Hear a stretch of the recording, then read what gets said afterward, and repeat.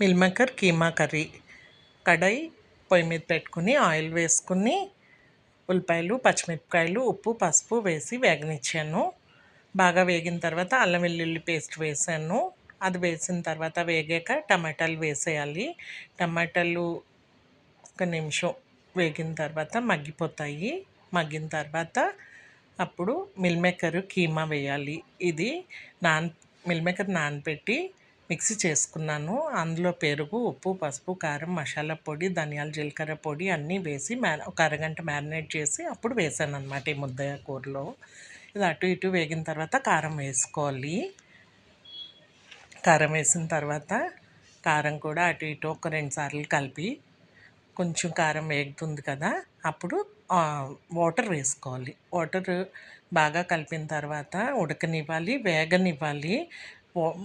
Oil బయట చిందే వరకు వేగనిస్తే కర్రీ రెడీ.